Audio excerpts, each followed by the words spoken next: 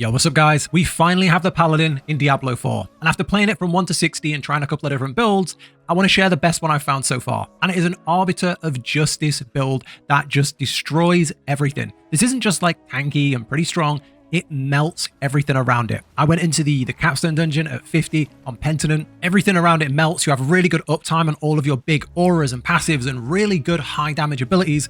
On top of this, it can take on really good challenges. I was running the pit on Penitence at like level 50 something, early 50s, all the way to 60. So this is definitely one I would recommend. And the way this works is we use the Justice skills and the Arbiter of Justice to have as much uptime on our Arbiter form as possible. And this is like our holy form where we have the wings, and the wings just like flap around and hit everything around us, and they just like melt most things and just one-shot most things. So this is just having that form up as much as possible, having like the Divine Spear to jump and land really far, having the ultimate to also jump and land really far. We have like a really high movement speed. I think it's like over 150% plus extra buffs in other places.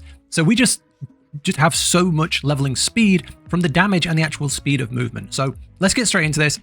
Okay, so let's go over the skill tree starting from the top. On the basic skills, we go Holy Bolt, 1 point, 1 point into Enhanced, and then 1 point into Divine Bolt. This turns Holy Bolt into a Disciple skill, which is what this build is kind of based around. This color here, this like light blue, this turquoise blue, all of these are Disciple skills. You can see it there next to Core. So everything that we have on that will boost damage of that, so it makes sense. And because this also will make things vulnerable, it's a really good one to have. We only use this when we run out of faith to regen a little bit, and you'll mostly not run out, so it's just like a fallback. If you find yourself never using it, you can drop 2 points out and just carry on, but I think this worked quite well. On the core skills, we would go for 5 points in Divine Lance. This is a really powerful ability because it has really long range, so it will go through like loads of enemies at once. If there's a pack, you're pretty much hitting everything. And we go for this thing here, Tip of the Spear, where it flurries doing 2 additional times. What it kind of looks like is it looks like it comes out in a cone. It looks like you're just hitting everything at once. So it's really good damage. If you defeat a vulnerable enemy with it, it increases your attack speed, scaling up to 30%. This also increases damage based on your movement speed, so it works perfectly with this build. Now, I'm going to talk passives as well, but with this leveling build, go into the skills first. As soon as you unlock another section, get your skills. The priority, I would say, would be core skill, the Divine Lance. I would come down and get this here, the Fanaticism Aura. Then I'd come down and get the Falling Star. I would get down to here, and I would get the Arbiter of Justice, get your key passive, and then come back up and put points into your Holy Light Aura. That's kind of how I would do it in terms of the most important. And whenever you're like a few points away, start filling up the passive skills as you see fit. Generally go for damage first. So on the passive skills as well, we would go 3 points into Piety to increase your max faith, and we'd go 3 points into Discipline. Your core skills deal 18% increased damage. On the next section, we take both of these auras. They both have really, really good passives. So the way this works is they have a passive ability, and then they have an active when you press them, similar to, you know, some other like the Druid has stuff like that. Now for this one, the passive is, you know, spending faith gives you power, increasing your attack speed and crit chance. But when we go up to here, we gain increased resource, but here it instead makes nearby enemies vulnerable, and then damaging vulnerable enemies triggers the passive again. So this is really, really powerful. So we go 5 points into that to get all the buffs on that.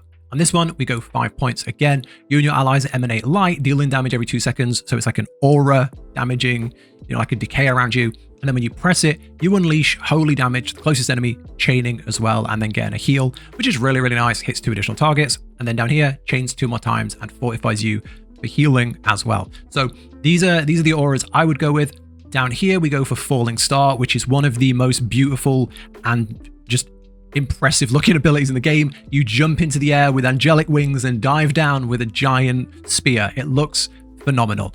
And then we go to Enhanced. Defeating a vulnerable enemy reduces the cooldown of it, and you know, we just talked about how we make everything vulnerable.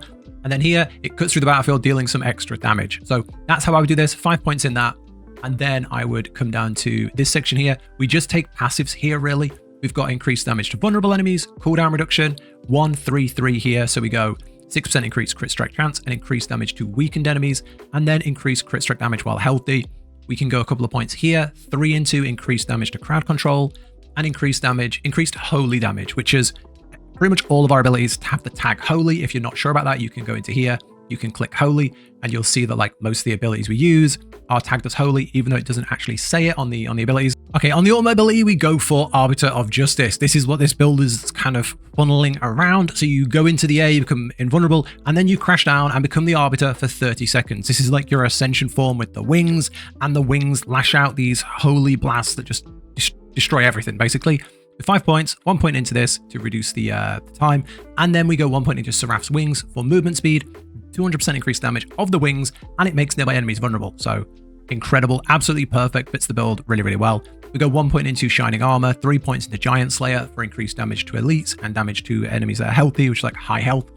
And then for our, our key passive, we go for Exaltation. During the Arbiter, your damage is increased by 85%, and Wing Strike an additional time, which is perfect.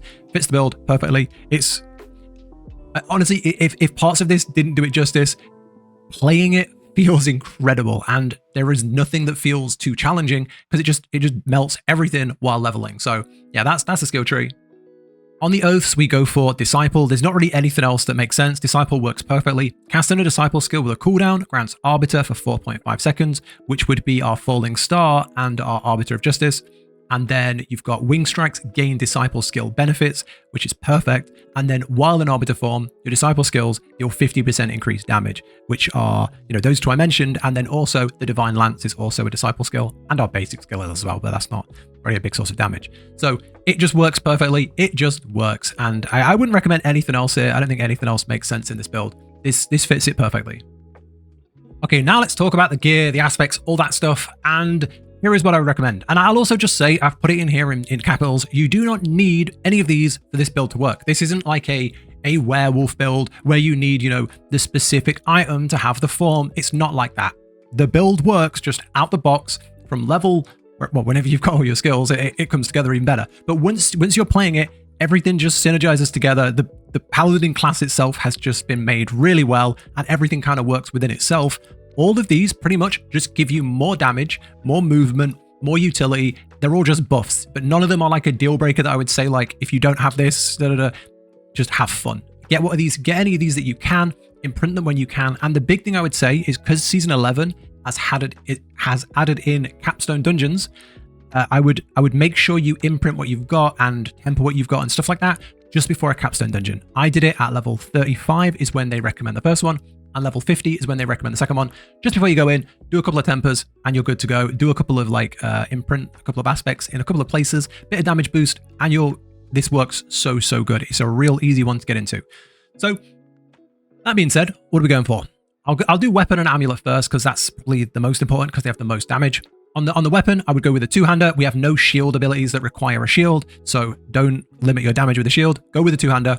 Your Disciple skills grant up to 60% increased damage. Perfect. On the amulet, while in Arbiter, when you defeat an enemy, you have increased vulnerable damage up to a maximum of 125%. That's what I'd go for there. And then on your rings, I'd go for Aspect of Ascension. Casting a skill grants Arbiter form. That grants Arbiter form, increases your damage, stacking up to 10 times. And then that's reset when you leave Arbiter. So when we do our ultimate, which gives us like 30 seconds of that form, you really start to feel that. Then I'd go for Aspect of Teriel's Jurisdiction. Arbiter Wings strikes now seek nearby enemies and deal up to 240% increased damage. Now, obviously, this is day one. Don't take this as, set in stone. Things are changing. We're playing it. We're learning more. And I feel like this one might get moved to the amulet. But right now, this is what I found worked really well. More testing, and I'll update as we go. Heavenly Strength on the helmet. Your damage reduction is increased by up to 20% while wielding a two-handed weapon, which we are.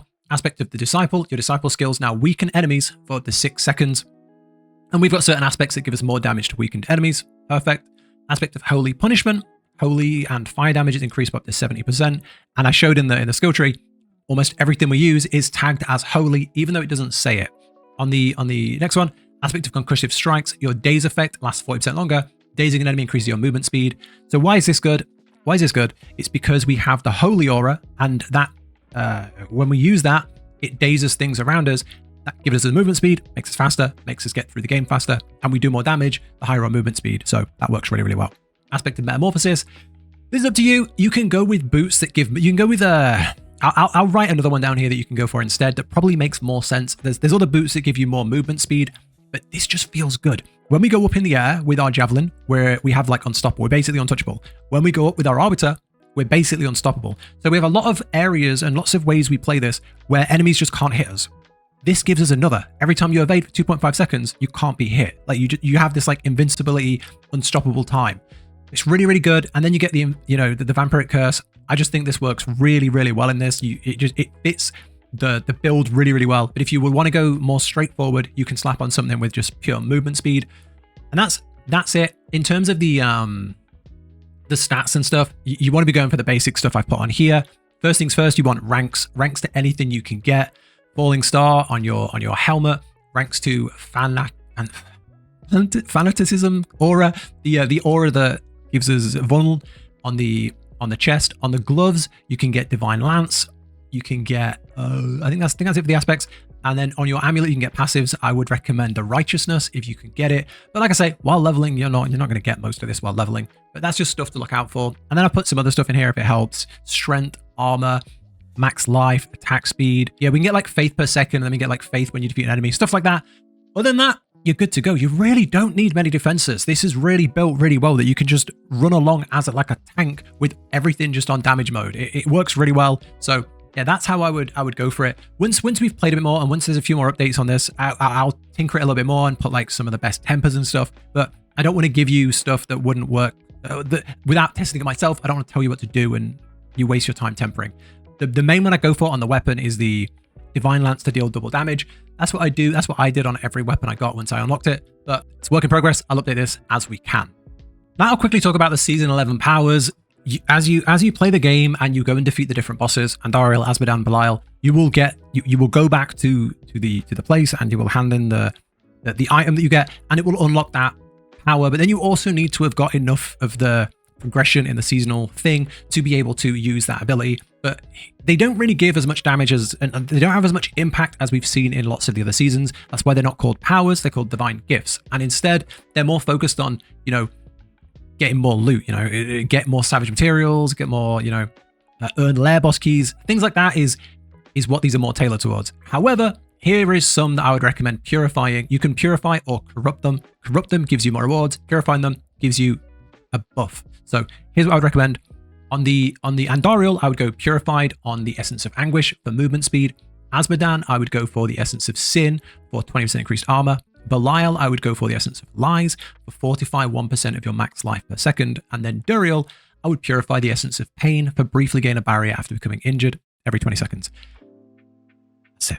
That's pretty much Mercenary, Vajana. This is a staple in most of my builds, just for the Bloodthirsty. You would run it all down the left side, and then at the bottom, you would go for Bloodlust, and that just gives you more attack speed. We can just funnel that Lance, Divine Lance, as much as you can, and everything is gone in seconds. That is pretty much everything there is to this build. Like I say, I'll update it as we go. There's no Paragon board, I'm not there yet, but I just wanted to get this out as soon as possible.